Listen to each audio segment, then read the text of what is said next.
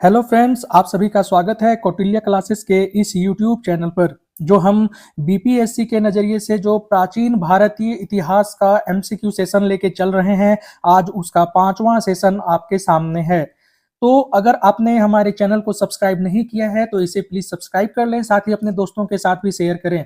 क्योंकि अगर आप किसी भी स्टेट पीसीएस, यूपीएससी या फिर किसी भी स्टेट पीसीएस को टारगेट कर रहे हैं, जेपीएससी या बीपीएससी को टारगेट कर रहे हैं या फिर किसी अदर एग्जाम को भी टारगेट कर रहे हैं, तो इतिहास का जो ये सेशन हम यहाँ पे लेके आ रहे हैं, ये हर एग्जाम में बराबर तरीके से लाभदायक रहने वाला है। तो आगे बढ़ने से पहले हमारे चैनल को आप जरूर सब्सक्राइब कर लें। साथ ही अगर आप 14th जेपीएससी को टारगेट कर रहे हैं तो उसके लिए भी यहाँ आपके लिए कुछ एक एक्साइटिंग अनाउंसमेंट है, तो हमारे साथ आप बने रहें और हमारे सेशन को जरूर देखें। साथ ही साथ हमारे चैनल को सब्सक्राइब करें और अपने दोस्तों के साथ भी शेयर करें। आगे बढ़ते हैं। ये हमारा प्राचीन भारत का पार्ट 5 है, रैपिड रिवीजन का सेशन 5 है जो कि हिस्ट्री से रिलेटेड है। हम देखते हैं कि आज जो हम यहाँ करने वाले हैं उस टॉपिक में क्या क्या चीजें शामिल हैं। तो टॉपिक जो है जिससे हमारा क्वेश्चन आज के सेशन में शामिल किया गया है उसमें बौद्ध धर्म एक शामिल है। हालांकि हमने अपने पिछले सेशन में भी बौद्ध धर्म से रिलेटेड कुछ क्वेश्चन को शामिल किया था, पर कुछ क्वेश्चन जो वहां शामिल नहीं हो पाए थे उसे हमने आज के सेशन में अपने शामिल किया है। साथ ही शैव संप्रदाय, शाक्त संप्रदाय, अलवार और नैनार के बारे में, जो कि वैष्णव और शैव धर्म से संबंधित थे। अलवार हो गए वैष्णव से और नैनार हो गए शैव संप्रदाय से संबंधित। भागवत संप्रदाय, भारतीय दर्शन और इस्लाम धर्म से संबंधित क्वेश्चन को यहाँ पर शामिल किया गया है। तो हम अपने सेशन को शुरू करते हैं। हमारे सामने पहला क्वेश्चन है, महात्मा बुद्ध की पहली मूर्ति गांधार कला शैली में बनी थी, और जो दूसरा कथन है वो है महात्मा बुद्ध की सर्वाधिक मूर्ति मथुरा कला शैली में बनी है। इसमें से बताना है कौन सा कथन सही है। आपके ऑप्शंस हैं केवल एक, ऑप्शन बी केवल दो, ऑप्शन सी एक और दो दोनों, ऑप्शन डी न तो एक ना ही दो। तो ध्यान रखेंगे कि यहाँ जो दोनों कला शैलियों का नाम है वो कथन में इंटरचेंज कर दिया गया है। महात्मा बुद्ध की पहली मूर्ति जो है ये मथुरा कला शैली में बनी थी, जबकि महात्मा बुद्ध की सर्वाधिक मूर्ति जो है ये गांधार कला शैली में बनी है। एक अंतर ध्यान रखेंगे कि मथुरा कला शैली जो है ये पूर्णतः स्वदेशी कला शैली है, जबकि गांधार कला शैली में हम विदेशी कला का भी प्रभाव देखते हैं। आगे बढ़ते हैं कथन 2 की तरफ। कथन 2 है हमारे सामने, बौद्ध धर्म के महायान संप्रदाय के संदर्भ में निम्नलिखित कथनों पर विचार करें। महायान संप्रदाय के बारे में आपको निम्नलिखित कथन पे विचार करना है। देखिए, इसका पहला कथन है कि मुख्य लक्ष्य जो है महायान संप्रदाय का वो क्या है, निर्वाण की प्राप्ति। और दूसरा कथन है कि इस संप्रदाय में महात्मा बुद्ध को प्रतीकों के रूप में दर्शाया गया है। आपको बताना है कि उपरोक्त में से कौन सा कथन सही है। आपके ऑप्शन हैं केवल एक, केवल दो, ऑप्शन सी एक और दो दोनों, ऑप्शन डी न तो एक और ना ही दो। तो ध्यान देंगे कि यहां भी आपका आंसर जो है वो डी हो जाएगा, ना तो एक और ना ही दो, क्योंकि महायान संप्रदाय में निर्वाण जो है ये मुख्य लक्ष्य नहीं है। इसका मुख्य लक्ष्य है आपका बोधिसत्व की प्राप्ति करना। बोधिसत्व की प्राप्ति, बोधिसत्व का क्या मतलब होता है? बोधिसत्व का मतलब होता है कि जो बौद्ध भिक्षु हैं ये पहुंच गए हैं निर्वाण की प्राप्ति तक, लेकिन बाकी लोगों के कल्याण के कारण इन्होंने अपने निर्वाण का समय को क्या किया, एक्सटेंड कर दिया, अपने निर्वाण को रोके रखा है, क्योंकि समाज का कल्याण हो सके, लोगों का कल्याण हो सके, ये महायान संप्रदाय का मानना है। और दूसरा कथन जो है, महात्मा बुद्ध को प्रतीकों के रूप में दर्शाया गया है, तो प्रतीकों के रूप में हीनयान संप्रदाय में दर्शाया गया है, क्योंकि महायान संप्रदाय जो है ये महात्मा बुद्ध को भगवान के रूप में देखता है। तो निर्वाण की प्राप्ति और महात्मा बुद्ध को प्रतीकों के रूप में कौन दर्शाता है? हीनयान संप्रदाय। कौन दर्शाता है? हीनयान संप्रदाय। और यहाँ जो कथन दिया गया है ये दोनों हीनयान के संदर्भ में तो सही होगा, लेकिन महायान के संदर्भ में क्या हो जाएगा? गलत हो जाएगा। क्वेश्चन नंबर 3 है हमारे सामने, बौद्ध धर्म से संबंधित कन्हेरी गुफा किस राज्य में स्थित है? देखिए, ऐसे वन लाइनर क्वेश्चन पीसीएस में बहुत पूछे जाते हैं। तो बौद्ध धर्म से संबंधित कन्हेरी गुफा किस राज्य में स्थित है? आपके ऑप्शंस हैं ए बिहार, बी कर्नाटक, सी महाराष्ट्र और डी हिमाचल प्रदेश। तो इसका जो सही आंसर है वो हो जाएगा महाराष्ट्र। कन्हेरी गुफा कहाँ पर स्थित है? महाराष्ट्र में है। एलोरा की गुफाएं भी महाराष्ट्र में है। तो इन सभी जैसे क्वेश्चन जो है वो वनडे एग्जाम में पूछा जाता है, तो आप प्लीज ऐसे क्वेश्चंस का प्रैक्टिस करिए, ऐसे क्वेश्चंस को याद रखिए, क्योंकि कहीं से भी क्वेश्चन बनाया जा सकता है एग्जाम में। क्वेश्चन नंबर 4 है आपके सामने, निम्नलिखित में से शैव संप्रदाय के किस शाखा के संस्थापक लकुलिश थे? देखिए, जब आप वामन पुराण को पढ़ते हैं तो उसमें शैव संप्रदाय की चार संप्रदायों के बारे में बताया गया है, चार शाखाओं के बारे में बताया गया है। अब इस चार शाखा में से आपको बताना है कि किस शाखा के संस्थापक जो थे वो लकुलिश थे। आपके ऑप्शंस हैं ए कापालिक संप्रदाय, बी कालामुख संप्रदाय, सी पाशुपत संप्रदाय और ऑप्शन डी लिंगायत संप्रदाय। तो देखिए, लकुलिश जो हैं वो पाशुपत संप्रदाय के संस्थापक हैं। पाशुपत संप्रदाय का केंद्र कौन सा है? तो नेपाल में जो पशुपतिनाथ मंदिर है वो पाशुपत संप्रदाय का केंद्र है। लिंगायत संप्रदाय भारत के दक्षिण भारत में कर्नाटक वाले एरिया में बहुत ज्यादा इसका प्रसार हुआ था। तो लकुलिश जो है वो पाशुपत संप्रदाय के संस्थापक हो जाएंगे। आगे बढ़ते हैं, क्वेश्चन नंबर 5 है हमारे सामने। निम्नलिखित में से किस संप्रदाय के शैव अनुयायियों को महाव्रतधर कहा गया है? आपके सामने क्वेश्चन है, निम्नलिखित में से किस शैव संप्रदाय के अनुयायियों को महाव्रतधर कहा गया है? आपके ऑप्शंस हैं ए पाशुपत संप्रदाय, ऑप्शन बी कापालिक संप्रदाय, ऑप्शन सी कालामुख संप्रदाय और ऑप्शन डी लिंगायत संप्रदाय। तो इसका जो सही आंसर हो जाएगा वो हो जाएगा कालामुख संप्रदाय। कालामुख संप्रदाय जो है ये शैव संप्रदाय का एक ऐसी उपशाखा है जो कि नर कपाल में भोजन करते हैं। नर कपाल यानी नर की मुंडी, जो कंकाल नर मुंडी होता है उसमें ये भोजन करते हैं, मदिरा का सेवन करते हैं और अपने शरीर पर चिता की भस्म लगाते हैं। कालामुख संप्रदाय और कापालिक संप्रदाय को सबसे ज्यादा उग्र संप्रदाय माना जाता है शैव संप्रदाय का। तो ध्यान रखेंगे, महाव्रतधर शिव पुराण में किसे कहा गया है? कालामुख संप्रदाय को। ठीक है, आगे बढ़ते हैं, क्वेश्चन नंबर 6 है हमारे सामने। माँ दुर्गा का सर्वप्रथम उल्लेख निम्नलिखित में से किस ग्रंथ में मिलता है? देखिए, धार्मिक आंदोलन पढ़ रहे हैं वहां पर इन सभी क्वेश्चंस का वैल्यू बहुत ज्यादा हो जाता है। तो माँ दुर्गा का पहला उल्लेख किस ग्रंथ में मिलता है? आपके सामने ऑप्शंस हैं ए वामन पुराण, बी मत्स्य पुराण, ऑप्शन सी मार्कंडेय पुराण और ऑप्शन डी विष्णु पुराण। तो इसका जो सही आंसर हो जाएगा वो हो जाएगा ऑप्शन सी मार्कंडेय पुराण। मार्कंडेय पुराण वो ग्रंथ है जहां शाक्त संप्रदाय से संबंधित माँ दुर्गा का पहला उल्लेख हमें देखने को मिलता है। मत्स्य पुराण में सबसे पहले हमें लिंग पूजा का वर्णन मिलता है। विष्णु पुराण हमें मौर्य काल की जानकारी देता है। वामन पुराण में शैव संप्रदायों की संख्या कितनी बताई गई है? 4 बताई गई है। तो माँ दुर्गा का सर्वप्रथम उल्लेख जो है वो मार्कंडेय पुराण में मिलेगा।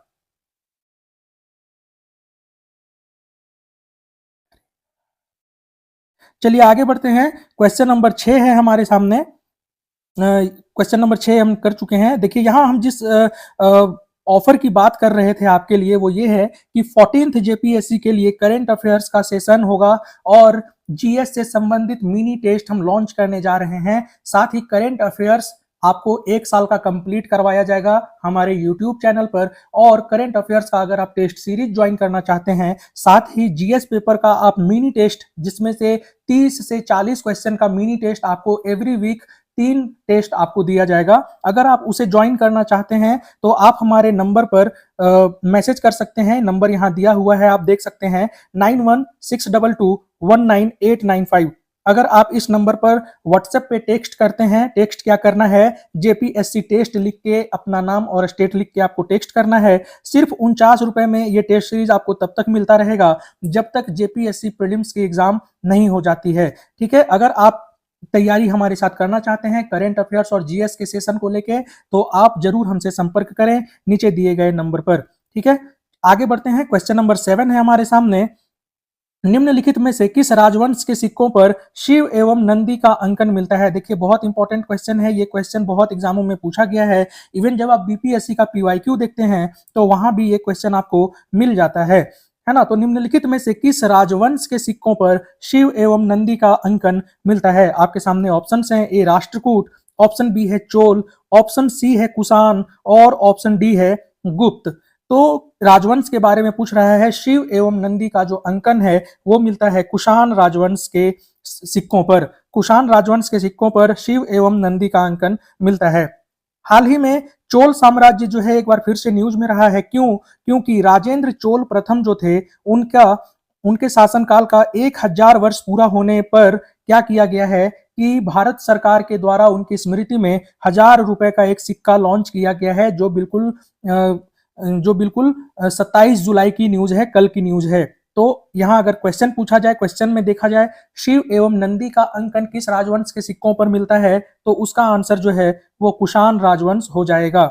आगे बढ़ते हैं, क्वेश्चन नंबर 8 है हमारे सामने, भागवत धर्म से संबंधित श्री कृष्ण का पहला उल्लेख किस ग्रंथ में मिलता है। भागवत धर्म से संबंधित श्री कृष्ण का पहला उल्लेख किस ग्रंथ में मिलता है। आपके सामने ऑप्शंस हैं, ए मत्स्य पुराण, ऑप्शन बी वामन पुराण, ऑप्शन सी छांदोग्य उपनिषद और ऑप्शन डी मार्कंडेय पुराण। तो आपको ध्यान होगा कि मार्कंडेय पुराण की चर्चा अभी की गई है, जिसमें क्या था, माँ दुर्गा का पहला उल्लेख मिलता है मार्कंडेय पुराण में।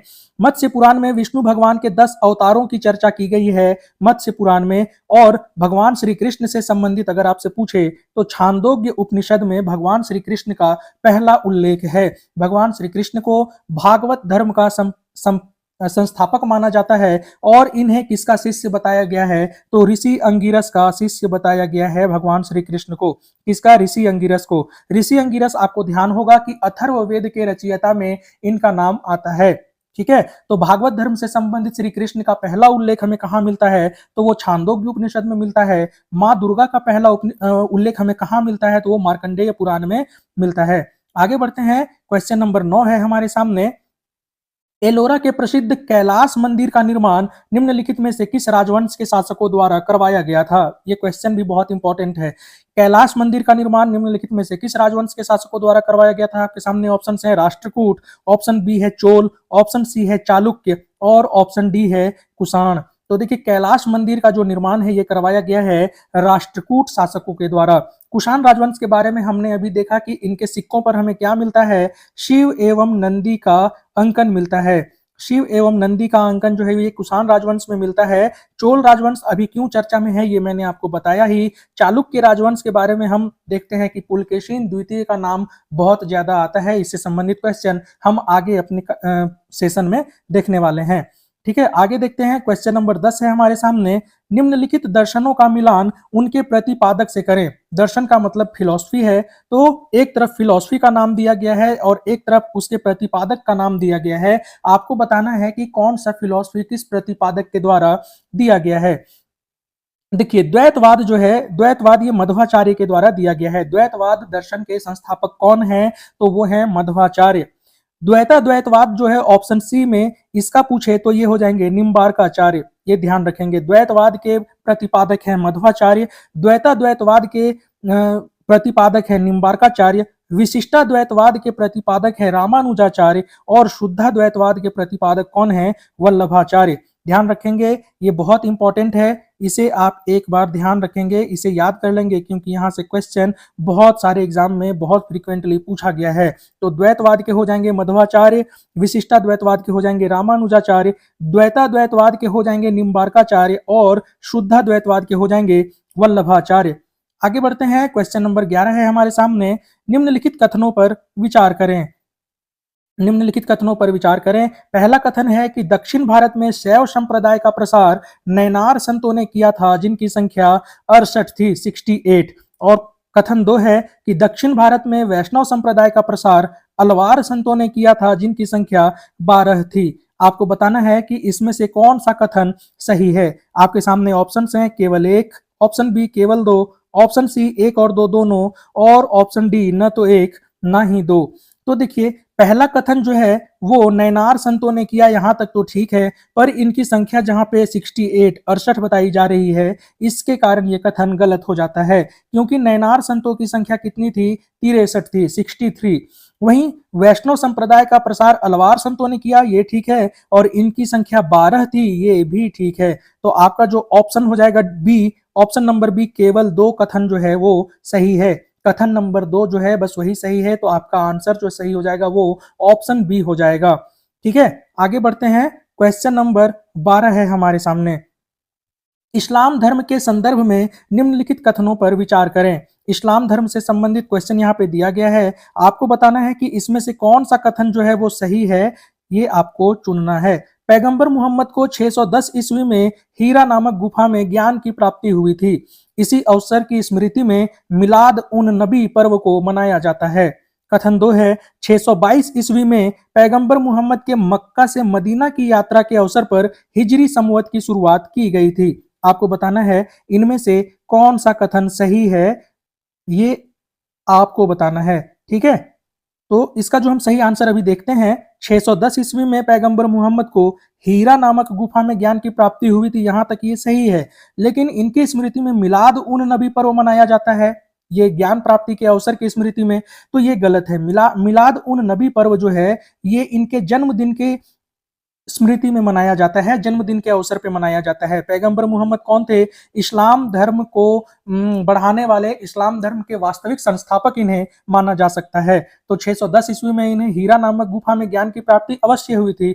लेकिन मिलाद उन नबी जो है ये ज्ञान प्राप्ति की स्मृति में नहीं बल्कि इनके जन्मदिन के अवसर की स्मृति में मनाया जाता है। कथन 2 जो है 622 ईस्वी में पैगंबर मोहम्मद ने मक्का से मदीना की यात्रा की, ये बिल्कुल सही है। और इसी अवसर पर हिजरी संवत की शुरुआत हुई थी, ये भी सही है। तो कथन नंबर जो 2 है ये सही है, तो सही आंसर हो जाएगा ऑप्शन बी, केवल 2। कथन 1 गलत इसलिए हो जाता है क्योंकि मिलाद उन नबी पर्व जो है ये पैगंबर मोहम्मद के जन्मदिन के अवसर पर मनाया जाता है। तो आज के कथन में, आज के सेशन में हम इतना ही देखेंगे, क्योंकि जो धार्मिक आंदोलन से संबंधित क्वेश्चन था इंपॉर्टेंट, उसे मैंने सिर्फ यहाँ पे शामिल किया था। नेक्स्ट टॉपिक में हम देखेंगे महाजनपद काल और मगध साम्राज्य से संबंधित क्वेश्चन। तो आप हमारे साथ बने रहिए, इस सेशन को देखिए, अपने दोस्तों के साथ शेयर कीजिए और हमारे साथ बने रहिए। साथ ही अगर आपने हमारे चैनल को अभी तक सब्सक्राइब नहीं किया है तो इसे प्लीज सब्सक्राइब कर लें और अपने दोस्तों के साथ भी शेयर करें। Thank you. जय हिंद।